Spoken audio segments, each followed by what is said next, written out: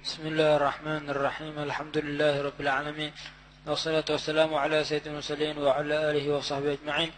قال المصنف رحمه الله: نفعنا به وبعلومه في الدارين آمين. رضي الله عنكم. وقال رضي الله عنه: وعليك بتعزية من نزلت به مصيبة.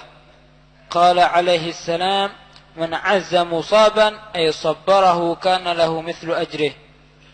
وإياك والشماتة بأحد من المسلمين، وهي أن تفرح بما ينزل به من المصائب.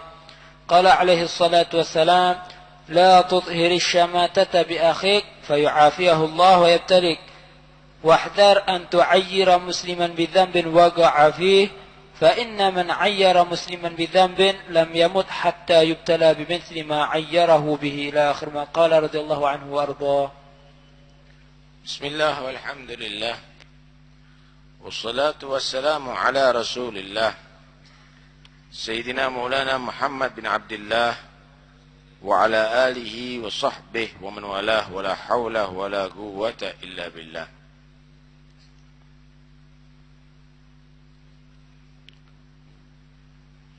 قال المصنف رحمه الله: ونفعنا به وبعلومه في الدارين آمين.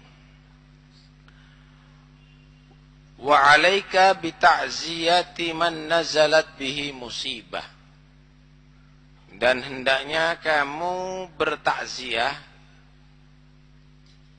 Takziah itu mendoakan atau memberikan satu motivasi supaya orang itu sabar. Man nazalat bi musibah, kepada orang yang tertimpa musibah, takziahi dia. Musibah jangan diidentikan kalau ada yang mati, ada yang sakit keluarganya, atau misalnya tokonya terbakar atau yang lainnya, ditakziahi. Yang sabar itu Allah ingin memberikan pahala besar kepada kamu. Yang ridho ya, kamu lagi diuji oleh Allah. Kalau kamu ridho akan dapat ridho Allah nantinya. Nah, itu namanya takziah. Lawannya takziah itu tahniah. Tahniah itu adalah memberikan satu ucapan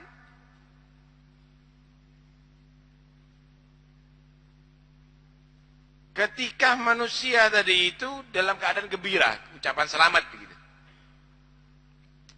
Dia mendapatkan kenikmatan punya anak misalnya. Nah, kita tahniah. Kita datang kepada dia, ya bukan wasiat untuk sabar. Yang sabar ya, kamu punya anak. Ya bukan. Ya berarti Masya Allah, selamat punya anak baru, mudah-mudahan jadi anak yang soleh, begitu. Hah? Kalau dia misalnya mendapatkan pasangan baru, hah? Juga demikian, didoakan. Oh, Masya Allah, mabruk, mubarak, insya Allah, Allah kasih berkah, mudah-mudahan insya Allah pasangan yang baru, serasi, sejati, insya Allah, seumur hidup sampai di akhirat, insya Allah. Ad-du'a ba'da surur. Itu namanya tahniah. Mengucapkan doa setelah manusia itu mendapatkan kebahagiaan. Kalau takziah, ya orang yang dapat musibah, gimana caranya dia sabar. Disebutkan janji-janji Allah bagi orang yang sabar dan mendoakan dia supaya dia sabar. Dua-dua ini adalah satu perkara yang dianjurkan sunnah hukumnya kepada orang muslim. Sunnah hukumnya kepada orang muslim. Ada orang muslim kena musibah, kita orang muslim mendapatkan kebahagiaan, kita tahniahi.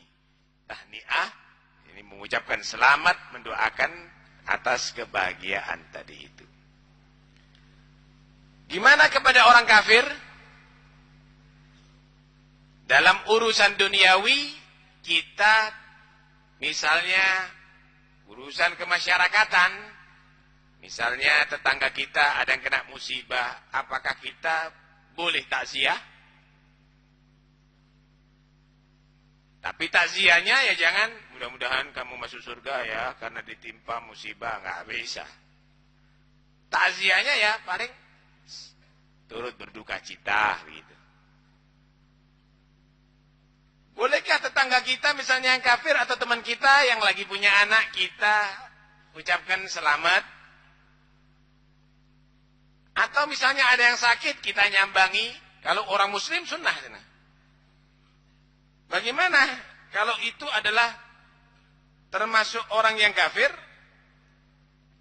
Maka orang yang kafir boleh ditakziahi menurut pendapat sebagian ulama.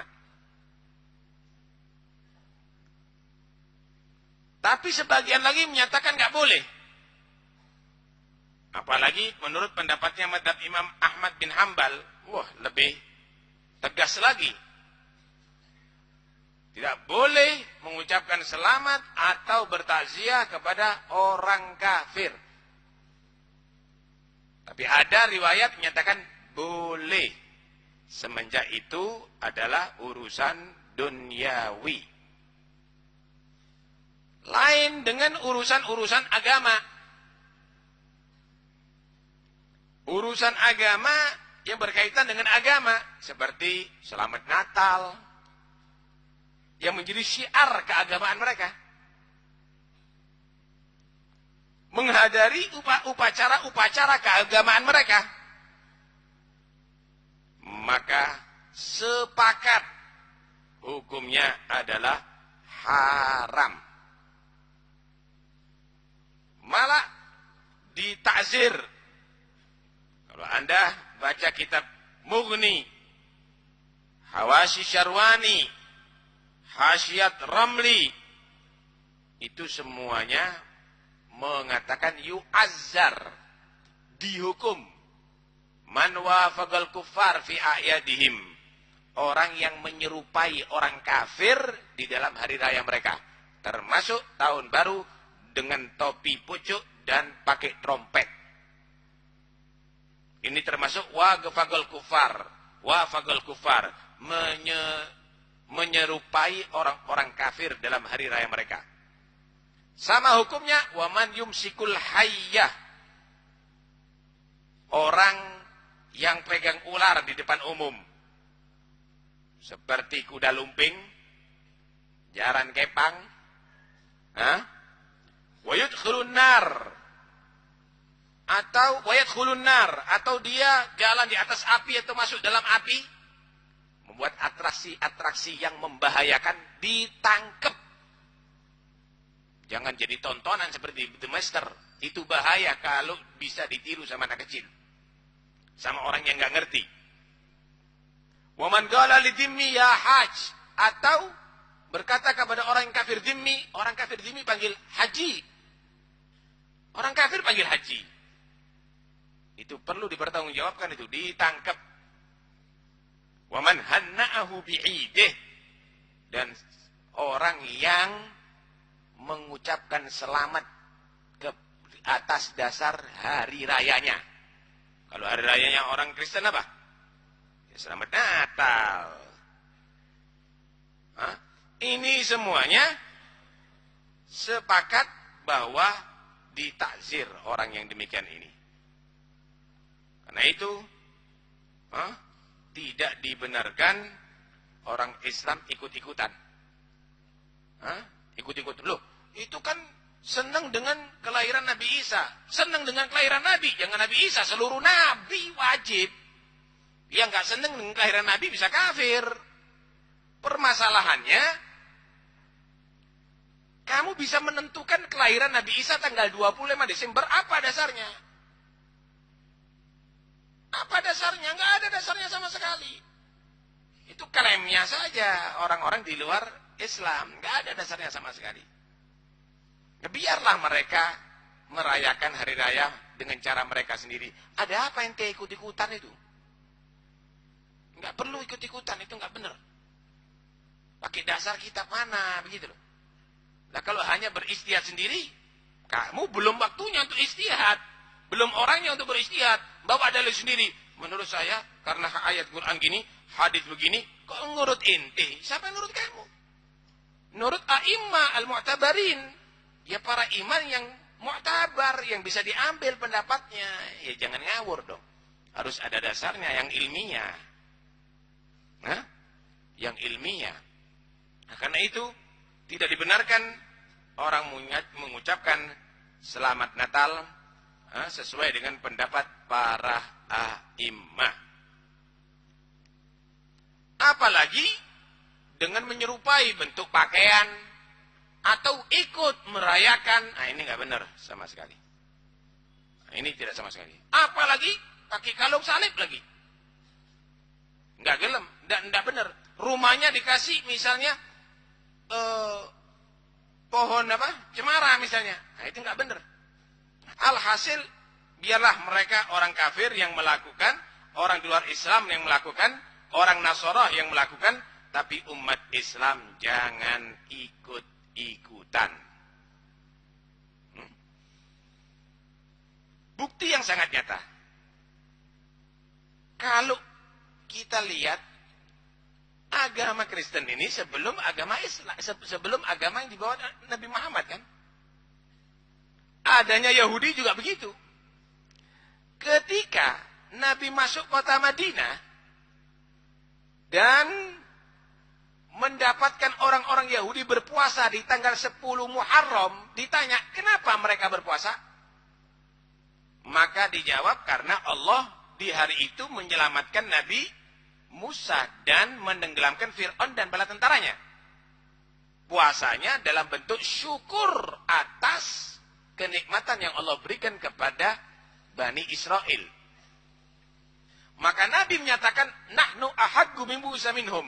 Kami yang lebih berhak untuk menghormati Nabi Musa daripada mereka. Maka Nabi berpuasa dan memerintahkan para sahabatnya untuk melakukan puasa. Karena itu, puasa hukumnya sunnah tanggal 10 Muharram. Hari Asyura. Sekarang kita mau tanya, acara Natal, itu kan berarti ada zamannya Nabi kan, bagi orang-orang Nasara saat itu. Pernahkah ada riwayat yang menyatakan bahwa Nabi menyatakan, nahnu ahaggu bi Isa minhum. Kami lebih berhak untuk syukur atas kelahiran Isa daripada mereka ada di hari Natal. Nggak ada. Nabi tidak mencontohkan, satu pun sahabat tidak mencontohkan. Demikian juga para aulia, para salihin, para mustahidin, tidak ada yang mencontohkan. Karena itu jangan ngada-ngada. Jangan ngada-ngada. Ini bukan satu hal yang baru. Natalan ini, mulai zaman dulu sudah ada. Zamannya Nabi pun ada.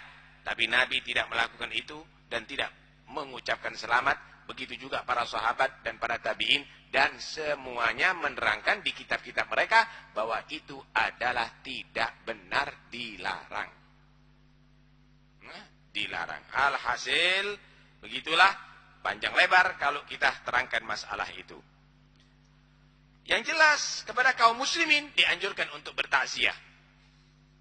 Nabi SAW bersabda, man azza musaban ay sabbarahu kana lahu mithlu ajrih. Siapa orang yang bertakziah kepada orang yang mendapatkan musibah, takziah itu adalah mengajak orang itu sabar dan ridho atas musibah yang datang dari Allah, maka akan mendapatkan pahala orang yang sabar tadi itu, yang mendapatkan musibah itu. Karena itu, jangan sampai disia-siakan kalau ada orang mendapatkan musibah, datangi. Tapi ojo ndelok tok di kono. Meneng tok. Jangan datangi. Dikasih omongan begitu, yang sabar, yang sabar. Allah itu cinta sama kamu, mau ngasih pahala gede kepada kamu, yang sabar, yang ridho ya. Biar nanti masuk surga. Nanti anaknya juga insya Allah masuk surga, yang meninggal dunia atau keluarga yang meninggal dunia. Terus demikian. Sehingga kamu akan mendapatkan pahala sebagaimana Allah yang berikan kepada orang yang mendapatkan musibah dan sabar tadi itu. Hah? Takziah ini juga sebenarnya musibah ini bukan urusan duniawi saja, tapi urusan agama juga sebenarnya. Contoh, orang dulu itu di dalam menjaga sholat berjamaah,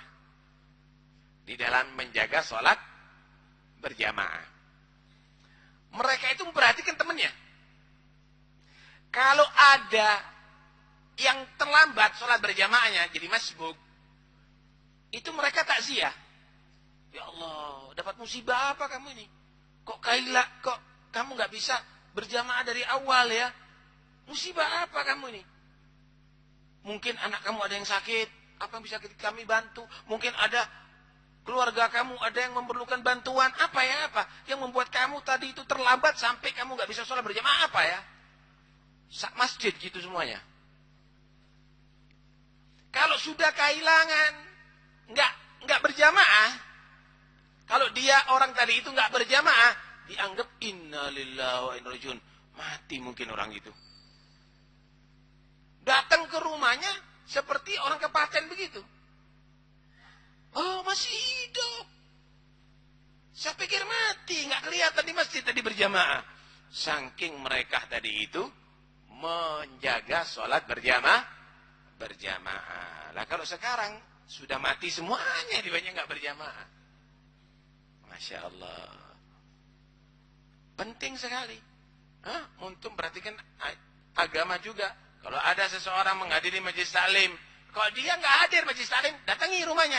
Ada apa kamu? Kok nggak hadir majelis taklim? Barangkali ada yang bisa kita bantu. Kenapa ini? Apa kecepit kakinya tadi itu nggak bisa jalan? Apa kena stroke kamu tadi itu? Artinya ini adalah satu hal yang sangat betul-betul harus diperhatikan untuk saling memperhatikan satu sama lain. Karena musibah itu ada dalam urusan duniawi, ada urusan urusan agama. Urusan agama, urusan moral. Kemudian diteruskan wa iyyaka wasyamatata bi ahadin minal muslimin. Hati-hati kamu tadi itu melakukan syamatah dengan seorang daripada kaum muslimin. Apa itu syamatah? Wa hiya an tafraha bima yanzil bi minal masaib. Yaitu kamu merasa senang apa yang menimpa musibah kepada saudara kamu. Wapok. Ya, hati-hati. Jangan. Apalagi kalau sudah kualat aku itu. Dia nggak paham bahwa dirinya udah tertipu sama setan. Sama dia menyatakan aku ini wali, dia tadi itu adalah kualat aku. Hati-hati, nggak boleh begitu. Kamu harus merasa prihatin terhadap orang yang mendapatkan musibah, baik yang zahir maupun batin. Kalau ada misalnya orang sakit, bantu dong. Prihatin. Jangan kapok di sini. Ojo dibantu wis. Ndang mate. Jangan, enggak boleh. Apalagi dijelekkan, itu sakitnya begini begitu karena begini begitu. Panjang lebar. Begitu juga pada pekerjaan seseorang. Begitu juga pada keluarga seseorang. Alhasil enggak boleh begitu. Agama, urusan agama juga begitu. Karena orang maksiat kepada Allah itu berarti mendapat musibah, saudara. Jangan kita menjelek-jelekkan orang yang berbuat maksiat. Kamu harus prihatin. Minimal kamu doakan. Ya Allah, mudah-mudahan jadi orang tobat dia. Ya Allah, mudah-mudahan Allah buka hatinya. Allah terangi hatinya. Allah beri hidayat dia. Begitu. Lihat Nabi. Sama musuhnya aja yang melempari batu. Masih doakan. Allah mahdi qaumi fa'innahum la ya'lamun. Diobral. Laknat. Diobral, mendoakan jelek. Jangan. Apalagi sifatnya adalah congkak sombong. Hati-hati. Lihat Nabi SAW bersabda, La tudhiris syamatata bi akhik, fayu'afiyahullah wa yabtaliyak. Jangan kamu tadi itu menampakkan kesenangan terhadap musibah yang menimpa kepada saudara kamu. Maka satu saat Allah memberikan dia afiah, mungkin dia sehat, Allah akan menjadikan kamu sakit. Waduh, orang kena stroke di kapok-kapok, orang itu sehat, dia yang kena stroke lumpuh. Waduh, ada orang yang rugi di kapok-kapok, dia senang, suatu saat dia akan juga rugi dan jadi melarat nantinya. Waduh, ada orang jatuh misalnya, kedudukannya di kapok-kapok, suatu saat dia akan diturunkan jabatannya. Hati-hati. Allah paling gak senang dengan orang yang sombong. Jangan kamu menampakkan kesenangan terhadap musibah yang terjadi pada saudara kamu. Satu saat Allah akan menjadikan dia sehat, kamu yang akan mendapatkan bala dari Allah Subhanahu wa taala. Begitu juga dalam urusan agama. Wahdhar an tu'ayyira musliman bidambin waqa'a fihi. Hati-hati. Jangan kamu itu menjelek-jelekkan orang Islam karena perbuatan dosa dan kesalahannya. Jangan. Kamu boleh nahi mungkar, boleh. Mungkin perlu dicambuk, mungkin perlu dipenjara, mungkin boleh, silakan, tapi niatnya harus baik, yaitu mengembalikan dia ke jalan yang benar. Mengembalikan dia untuk menjadi orang yang taat kepada Allah. Jangan dijelek-jelekkan. Fa inna man ayyara musliman bidambin lam yamut hatta yubtala bimithli ma ayyarahu. Karena tidak ada seorang yang menjelek-jelekkan orang Islam karena perbuatan dosanya, dia tidak mati sampai dia melakukan perbuatan dosa orang yang ia jelek-jelekkan dari itu. Ternyata orang yang ngerasani orang, jelek-jelekan orang karena dia ngerasani. Entar lagi dia mulutnya aling ngerasani. Kita lihat tuh. Menjelek-jelekan orang karena dia tadi itu misalnya ngepil. Entar lagi dia akan jadi orang ngepil. Anda jangan jelek-jelekan, tapi Anda berusahalah orang itu harus jadi baik. Adapun sikap bervariasi. Ada yang bisa dengan mau'idhah hasanah, dengan hikmah. Ada yang perlu diajar. Jangan nanti yang bisa dinasehati kamu ajar juga, nggak benar. Jangan nanti nasihat diobral nggak diajar, karena orang itu nggak mau untuk dengan cara yang bagus. Faham nih? Jadi kadang-kadang perlu juga sih sabetan itu juga perlu. Karena itu dalam takzir ada cambuk, dalam had ada cambuk. Malah ada yang potong tangan, malah ada yang harus dibunuh, malah ada yang harus digisos. Itu semuanya adalah untuk menjadikan daerah kita aman. Daerah kita menjadi aman. Aman lingkungannya, aman hartanya, aman badannya, dan aman moralnya, akhlaknya. Jangan dianggap kalau orang tadi itu ditegesin itu adalah salah. Lah kalau ditegesin itu salah, ya polisi itu salah semuanya. Salah semuanya itu polisi nangkep itu. Nggak ada masalah. Ini tidak berkemanusiaan. Orang yang tidak mengenal kemanusiaan perlu tahu rasanya sakitnya kalau dia itu menyiksa orang.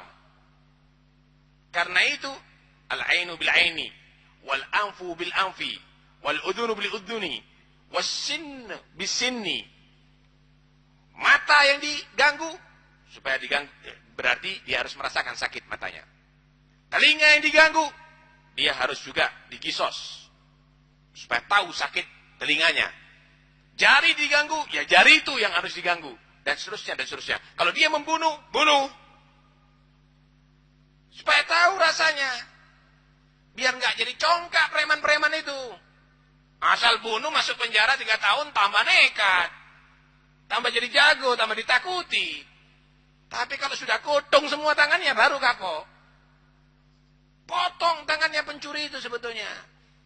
Ini hukum Islam. Ayo kita berdiskusi untuk menerapkan hukum dari itu. Bagaimana? Penjaranya tambah gede, tambah banyak sekarang yang masuk. Yang banyak yang masuk penjara, yang di luar penjara banyak yang juga pemabuk, banyak juga pengedar, banyak juga pejudi.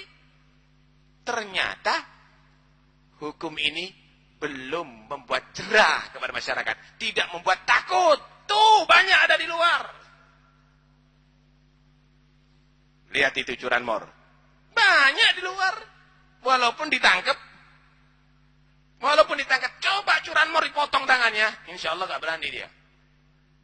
Potong tangannya, ayo, gak akan berani dia. Karena itu ayo, diskusi. Ini kasihan, masyarakat sudah bingung, mau sholat Jumat, ditaruh tempat parkir masih hilang. Ayo, diskusi, begitu. Artinya, Allah membuat hukum ini bukan untuk mengeterapkan kekejaman, tetapi Allah Subhanahu wa taala membuat hukum ini adalah untuk memberantas orang-orang yang kejam, Saudara. Untuk membuat jerah orang-orang yang kejam. Kalau hukum 4 tahun bisa dipermainkan. Bisa dipermainkan. Setiap tahun dapat remisi. Tahun baru remisi, 17 Agustus remisi, ini remisi, 4 tahun jadi 2 tahun setengah. Buat mainan jadinya. Tapi kalau potong tangan nggak ada remisi. Nggak ada remisi. Ayo, duduk. Ini hukum Allah. Ini bukan kehendak manusia. Ini kehendak pencipta alam semesta. Kita bisa buktikan bahwa hukum ini tidak sedikit pun mengandung kekejaman atau melanggar kemanusiaan. Justru ini adalah menghajar orang-orang yang mengganggu kemanusiaan. Ya, mereka yang mencuri, mereka yang mabuk, mereka yang tadi itu berbuat jahat, berbuat pelacur, yang membuat anak-anak muda tadi itu akhirnya memulai kehidupannya dengan berzina. Itu adalah merusak kemanusiaan. Dan itu yang harus merasakan sakitnya. Bagaimana orang tua mereka, anaknya kepingin jadi anak yang soleh, digagalkan sama pelacur-pelacur itu. Digagalkan sama pengedar-pengedar narkoba itu. Digagalkan dengan penjual minuman keras itu. Ayo. Apakah mereka itu kemanusiaan? Yang merusak begitu banyak akhlak daripada pemuda-pemuda Islam. Pemuda-pemuda bangsa Indonesia. Kemanusiaan. Ribuan orang, ratusan ribu orang, bahkan jutaan orang telah diganggu sama dia. Aman. Aman, saudara. Masya Allah, hebat. Karena itu, sebenarnya kalau kita mau nilai gampang kok. Kalau ada satu sekolahan, muridnya nilainya 5 semua, itu tandanya gurunya adalah tidak pentos ngajar. Gurunya adalah tidak serius ngajar. Jelas ya? Kalau ada rumah sakit, semua yang masuk situ banyak yang mati, nggak ada yang sembuh, sakitnya tambah parah semuanya, itu berarti dokter-dokternya tidak bekerja dengan baik. Pelayanannya adalah buruk. Paham nih ya? Paham kan? Kalau ada PLN, mati semuanya lampu, nggak ada yang hidup berhari-hari, itu berarti pelayanannya PLN buruk. Pegawai-pegawainya nggak bekerja dengan serius. Kalau ada satu daerah, barang banyak hilang, pejudi semakin bebas, pelacuran semakin bebas, narkoba semakin bebas. Apa tandanya itu? Berarti aparatnya tidak serius. Gampang kok. Ini orang yang mabuk ini tangkap. Beli di mana kamu? Miras. Di toko itu. Gerbek. Kulak di mana kamu? sana. Dapat semuanya enteng kok. Masa nggak bisa? Ana bisa. Gampang. Mudah kalau kita mau melacak. Mudah, saudara. Mudah kalau kita melacak. Tapi kalau dibiarkan yang mabuk-mabuk. Ya nggak bisa. Cukup dipiring, dinasehati, dikembalikan sama orang tuanya. Mana ini pengedarnya, penjualnya? Kan pasti ada.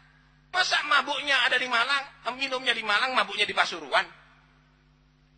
Minumnya di Surabaya, mabuknya di Pasuruan. Pasti ada penjualnya di Pasuruan.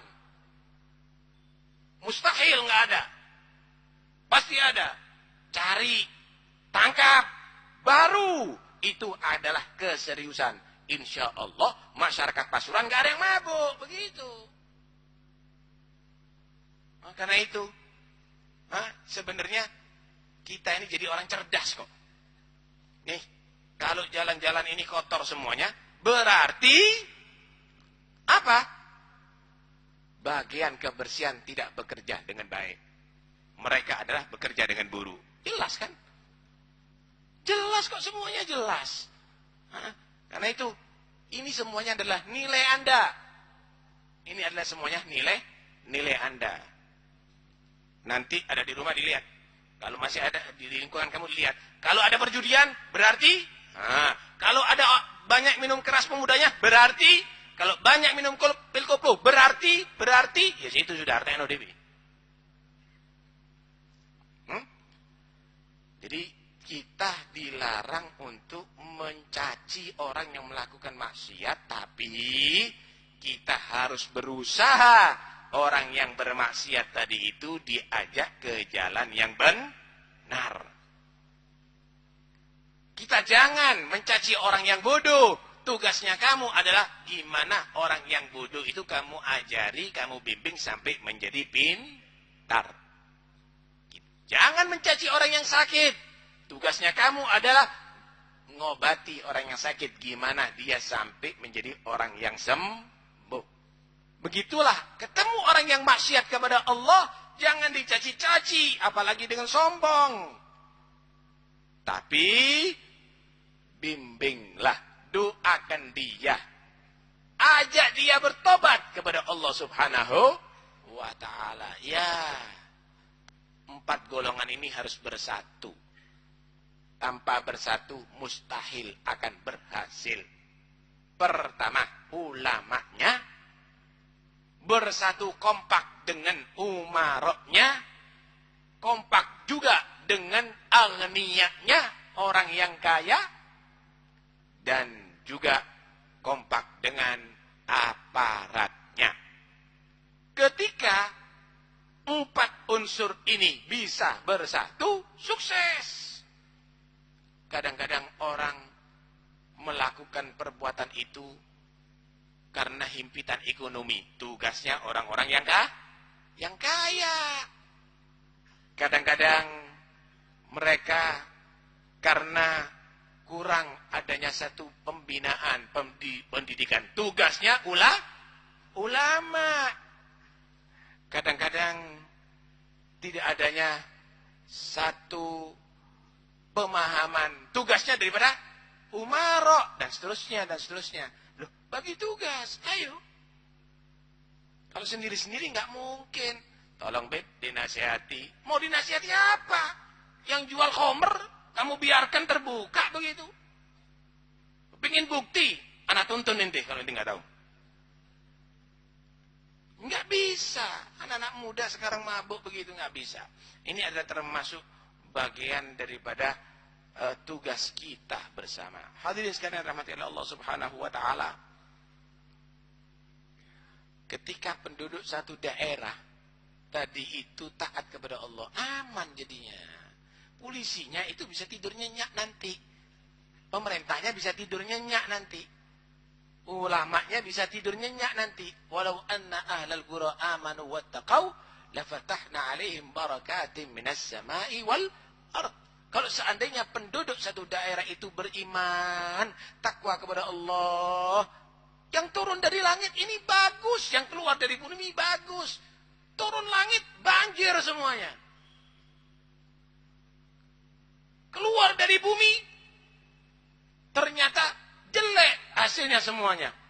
Pikir baik-baik, padahal bibitnya kamu beli bagus loh itu. Kenapa? Itu satu peringatan dari Allah. Ayo koreksi, wahai manusia.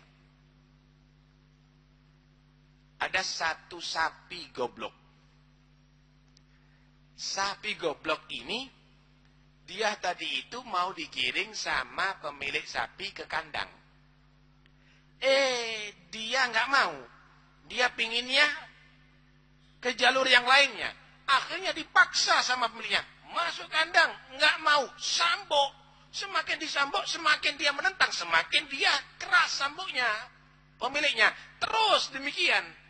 Sapi goblok ini, akhirnya dia merasa kesakitan. Tapi karena goblok, dia menyalahkan, kenapa saya kok disambok terus? Seharusnya dia sadar, ya saya disambok karena saya nggak nurut. Saya harus mengarah kepada kandang supaya saya tidak sakit disambok lagi. Kan begitu? Begitu juga sebagian hamba Allah. Dikasih peringatan oleh Allah subhanahu wa ta'ala. Itu ibarat cambuk. Itu ibarat cemeti. Dikasih peringatan tetap aja maksiat. Akhirnya tambah parah. Tambah menyakitkan. Tambah keras. Tetap aja dia nggak sadar. Yang disalahkan, kenapa nasib saya ya? Kenapa nasib saya begini? Kamu itu sapi goblok. Seharusnya kamu berpikir, ya Allah, ini adalah aku diperingatkan oleh Allah untuk kembali kepadanya. Astaghfirullahaladzim, mohon ampun ya Allah, aku bertobat kepadamu ya Allah. Kan begitu seharusnya. Sama juga dengan seseorang yang makan makanan atau minum minuman, ternyata membuat dia diare. Dasar orang goblok, dia menyatakan, loh, saya minum minuman ini 1 gelas, yang keluar 4 gelas. Berarti saya harus nambahi minuman ini 4 gelas. Ya tambah moros dia. Ya tambah lancar perutnya dia. Yang disalahkan perutnya, goblok perut. Kenapa kamu tadi itu mau mengeluarkan lebih banyak daripada pemasukan kamu? Yang diminum adalah bahaya, yang membuatkan dia sakit. Begitu juga orang ini udah dikasih tahu, nih penyakit, renten ini penyakit, zina ini penyakit, minuman keras ini penyakit, maksiat itu adalah penyakit. Akhirnya pekerjaannya bangkrut, akhirnya kesehatannya terganggu, akhirnya keluarganya ribut, akhirnya masyarakatnya tidak aman, akhirnya terus begitu. Nggak sadar terus melakukan maksiatnya. Akhirnya tambah parah, saudara. Karena itu, jadilah orang yang cerdas. Ketika ada teguran daripada Allah, berarti itu adalah sudah saatnya kamu mengkoreksi diri, cari kesalahannya, dan tobat kepada Allah subhanahu wa ta'ala. Wa ma kana Allah liyu'adzibahum wa anta fihim, wa ma kana Allah mu'adzibahum wa hum yastaghfirun. Allah tidak menghadap manusia sedangkan mereka masih banyak beristighfar kepada Allah, minta ampun kepada Allah subhanahu wa ta'ala. Mudah-mudahan insyaallah Allah subhanahu wa ta'ala membimbing kita ke jalan yang Allah ridhoi.